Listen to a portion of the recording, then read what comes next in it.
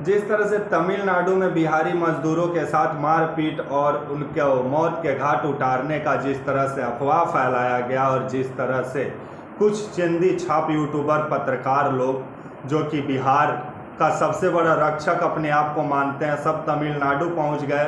किसी को सच्चाई मालूम नहीं, लेकिन सब अफवाह फैलाने में लगे रहे, जिसका नतीजा हुआ कि जो प्रवासी मजदूर तमिलनाडु में काम करते थे, रोजी रोजगार करते थे, वो भी डर के मारे तमिलनाडु छोड़ के अब निकलने का प्रयास में लगे हुए हैं। लेकिन जिस तरह से बिहार में अफवाह फैलाने के आरोप में एक भौकाल कश्यप है, मनीष कश्यप है, उसके ऊपर भी एफआईआर दर्ज हुआ है और भी 4 यूट्यूबर लोगों पे एफआईआर दर्ज हुआ है। तो वहीं तमिलनाडु में जहां का एक घटना है, वहां का स्थानीय पत्रकार जो दैनिक भास्कर के संपादक बताए जा रहे हैं, तो उनके ऊपर भी एफआईआर हुआ है। लेकिन जिस तरह से अफवाह फैलाने में बिहार के कुछ चंद पत्रकार हैं जो कि अपने आप को बिहार का मतलब सन ऑफ बिहार बोलते हैं, लेकिन उनका नाम हम रखे हैं भौकाल ऑफ बिहार, क्योंकि ये लोग सच्चाई कभी दिखाने का कोशिश नहीं करते हैं। सिर्फ जहां ये लोग को मतलब टीआरपी, ये लोग का लाइक और व्यू मिलेगा, वहीं ये लोग का माइक और कैमरा दिखाई देगा। बिहार में विभिन्न समस्या है। बिहार के जो प्रवासी मजदूर हैं वो अलग अलग राज्यों में काम की तलाश में जाते हैं, लेकिन उनका अधिकार के लिए ये लोग कितना सरकार से सवाल करते हैं। हाँ, कोई आग लगता है तो उसमें ये लोग घी डालने का काम करते हैं, ना कि उसे ये लोग बुताने का काम करते हैं। जिस तरह से तमिलनाडु से अफवाह फैलाया गया कि बिहारी मजदूरों को वहाँ मारा जा रहा है और मारा काटा जा रहा है, जिसके बाद से यह अफवाह पूरे मतलब भारत में एक हवा ले लिया। लेकिन यह अफवाह के पीछे साजिश था। जिस तरह से वहाँ पे स्टेलिन जो वहाँ के मुख्यमंत्री हैं, उनका जन्मदिन का पार्टी में उप मुख्यमंत्री बिहार के तेजस्वी यादव जाते हैं और उसके बाद से इस तरह का खबर सुनने को आता है, तो इससे अंदाज़ा लगाया जा रहा है कि ये बीजेपी का पूरा प्लान था।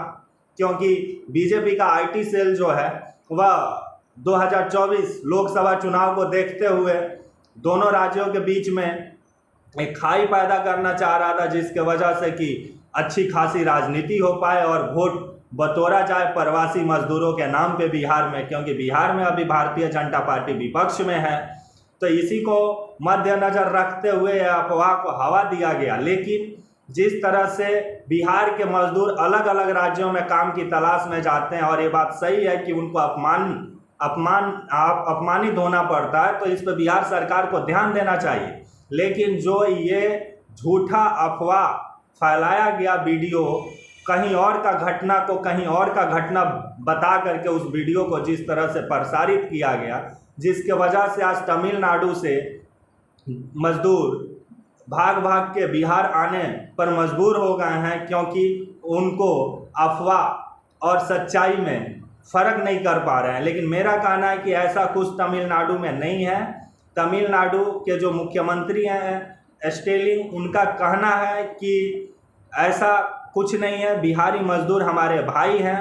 तो ये बात सही है, लेकिन जिस तरह से बिहार के कुछ चंद चिंदी छाप पत्रकारों के द्वारा, सड़क छाप पत्रकारों के द्वारा इस अफवाह को और हवा दिया गया, उसके वजह से अभी तमिलनाडु में माहौल थोड़ा बिहारी मजदूरों को लेकर के थोड़ा घबराहट का माहौल बना हुआ था। लेकिन उससे डरने की कोई बात नहीं है। और जो पत्रकार रेलवे स्टेशन पे खड़ा होकर बिहारी प्रवासी मजदूरों का दृश्य दिखा रहे हैं, तो उन सब गधों को सोचना चाहिए कि अभी होली का टाइम चल रहा है और होली और छठ बिहार का महापर्व होता है, और इस पर्व में हर एक बिहारी ये चाहता है कि वो अपने घर जाए, अपने परिवार के साथ होली मनाए।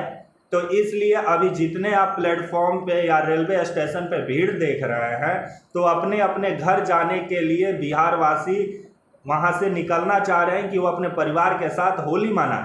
लेकिन इस मतलब भीड़ को एक राजनीतिक रंग दिया गया कुछ चंद गोदी मीडिया के द्वारा और कुछ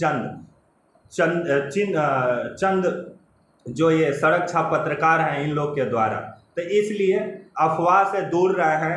ऐसा कोई घटना तमिलनाडु में नहीं है। इस पे नीतीश कुमार जी भी साफ कर चुके हैं, और उन्होंने इस घटना को लेकर के बिहार से एक टीम भी भेजा गया है तो इसलिए अफवाह से दूर रहें और हंसी और उल्लास के साथ अपना होली महापर्व मनाएं और अपने परिवार के साथ एंजॉय करें। हैप्पी होली। तब तक के लिए आप मुझे इजाज़त दीजिए और आप हमारे channel walk for India news को प्लीज़ लाइक और सब्सक्राइब और शेयर करना ना भूलें। तब तक के लिए नमस्कार।